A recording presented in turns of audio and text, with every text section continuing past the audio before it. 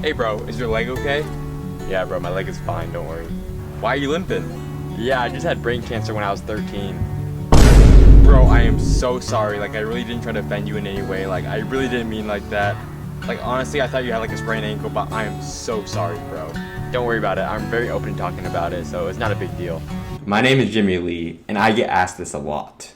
And because I'm super open about talking about this subject, I will share my cancer story. So, when I was younger, I loved basketball was my life. Like, it really was. School, family, and basketball were the three big things in my life when I was younger. Up until 8th grade, I was always playing competitively, and at one point I was playing on one of the best teams in the state of Oregon. Shout out to my guys at Vanport Dynasty.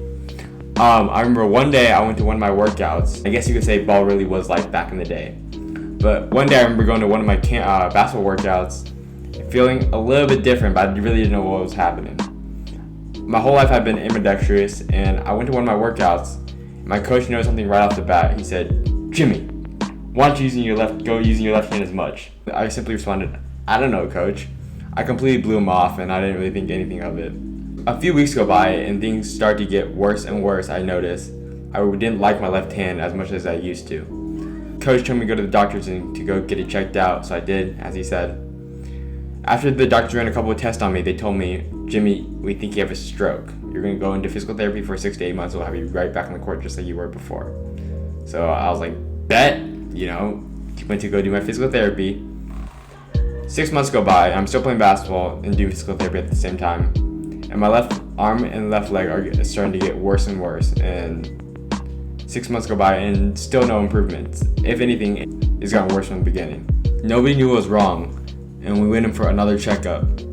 They took more MRIs and CT scans and blood work and all this stuff, and they came to the conclusion that I had a disease called Edem disease. Edem was inflammation in the brain that they thought was caused by a blood clot. The doctor then told me, "We're going to put you on steroids for a couple weeks and you'll be good to go." So I was like, okay, that's fine by me. A few weeks go by and I'm on steroids and nothing has changed. I'm going in and out of the hospital back and forth, always doing checkups, and still nothing has changed. My left arm and leg mobility has deteriorated a lot. They ran some more testing, did some more MRIs, CAT scans, and then I remember one day we went in for another checkup, and my doctor pulled my dad out of the waiting room and said, "Mr. Lee, can we talk to you real fast?" And I was thinking to myself, why they pull my dad out without me? Like, it's my health. Like, can't they tell me what's going on? Like, why is my dad going out, So then my dad comes back in with tears in his eyes, and my doctor says, "Jimmy, you have brain cancer." And me being 13 at the time, I really didn't know how to comprehend these words. No 13-year-old wants to hear the words of "you have cancer." And this was really life-shocking for me. And I was thinking to myself, there's no way. Like, I was in denial for a long time. I did not think any of it was true. The doctor said, "We believe you have a tumor on the right side of your brain, on the mobility, on the right side where your brain controls your mobility for your left arm and leg.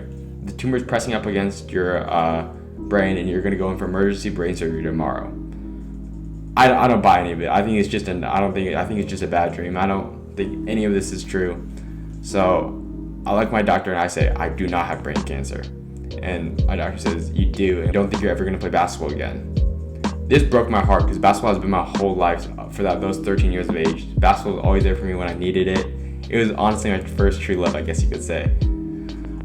Looking back on this, I remember the next day when I was supposed to have my emergency brain surgery, that they wheeled me in.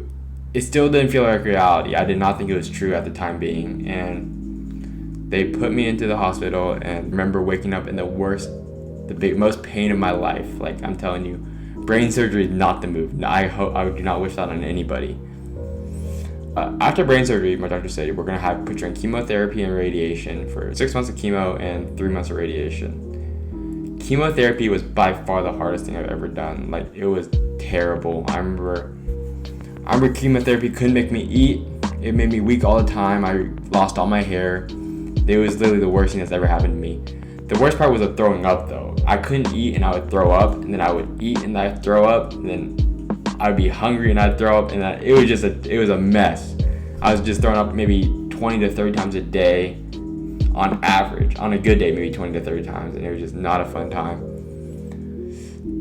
And then came radiation. After my 6 months of chemo came radiation. Radiation just made me super tired, super weak, always fatigued all the time, and it just constantly made me tired, essentially. I had no energy to do anything, couldn't go to school, couldn't hang out with friends, couldn't play basketball. After 8 months of hell, I finally finished my brain surgery, chemotherapy, and radiation. These were by far the worst things I've ever experienced in my life, and the day finally came where I went in for that last MRI and they told me, "You're cancer-free, Jimmy."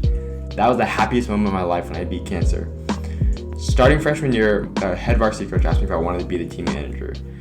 I was bummed out I couldn't play at the time, but I said, hey, it's better than nothing, I guess.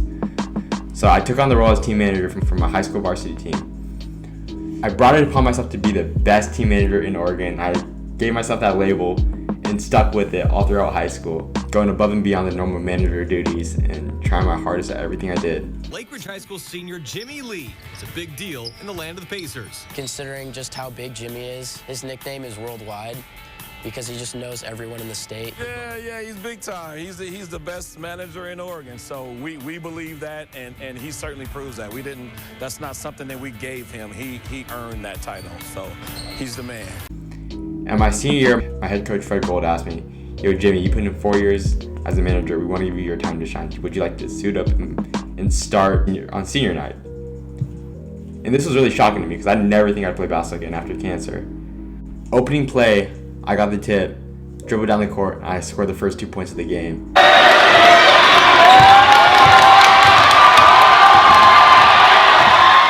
After making the shot, you can see me pointing up at God because I was just beyond thankful for Him blessing me with beating cancer and being able to play the game I love again.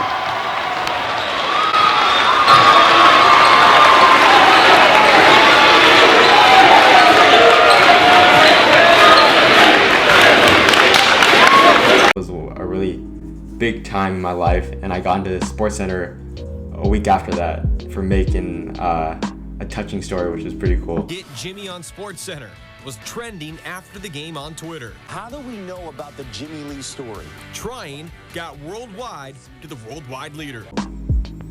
But that's my cancer story, and here I am today, so everything's good. If you guys enjoyed this video, please make sure to give it a like. Also, don't forget to comment and subscribe. Make sure to also hit that notification bell so you can join the family, and until next time, peace!